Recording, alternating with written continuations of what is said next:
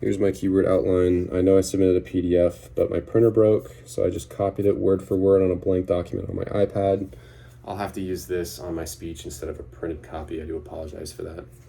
But that being said, have you ever been in a classroom, kind of noticed the Cartesian map, countries like Greenland in the north are very comparable in size to the United States? Well, this kind of altered my perception growing up. Kind of made me think that the United States wasn't actually as big as it really is. And from this altered perception of most maps I saw in the classroom growing up, I didn't really realize how large the United States actually is. But later, as I furthered my education and dove a little bit deeper into geography, and from personal experiences like road trips, I came to the realization that the United States is in fact one of the largest countries in the entire world. So I'd like to provide some evidence and some scale by comparing the United States with other countries around the world, and by showing the diverse landscapes that a country of this size can actually provide to kind of prove that it is in fact an extremely large country. So despite not being able to see it on the map, the United States is 3.8 million square miles in area, making it the third largest country in the world behind Russia, which is 6.6 million miles large. It's about a little under twice the size of the United States, and Canada, which is about 3.9 million square miles large, so a little bit larger than the United States. But just the 48 states alone, excluding Alaska, which contributes 667,000 square miles, and Hawaii, which contributes about 10,000 square miles. The 48 states alone contributes 3.1 million square miles of area. Now, numbers that large are pretty hard to imagine. Like if I told you to imagine how long 3.8 million seconds is, it would be a little difficult to think of how long that is. But instead, if I said, imagine 1 month and 14 days, it might be a little bit easier to imagine. So to kind of put this in perspective, let's compare the United States with other countries around the world to kind of understand how large 3.8 million square miles actually is. So to start, a personal experience of mine, if you've seen my discussion board post previously, you'll recognize this story. But every summer, my family travels from Texas to Minnesota to go visit some family. We cover about 1,200 miles, pretty much in a straight line. But if you were to start in London and travel 1,200 miles east, you'd have to go through 4 different countries, and you'd end up in Western Russia, about 100 miles off of Moscow, which is crazy to think about.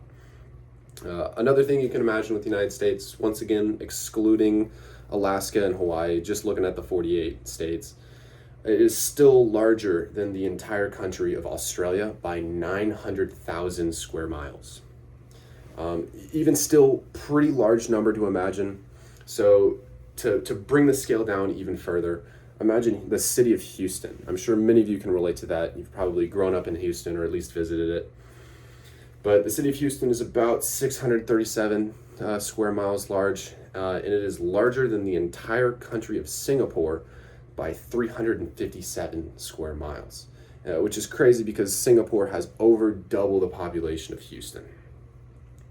So another vital piece of evidence that you can look at to explain the size of the United States are the diverse landscapes that a country of this size can provide. Now, I had a buddy in Europe.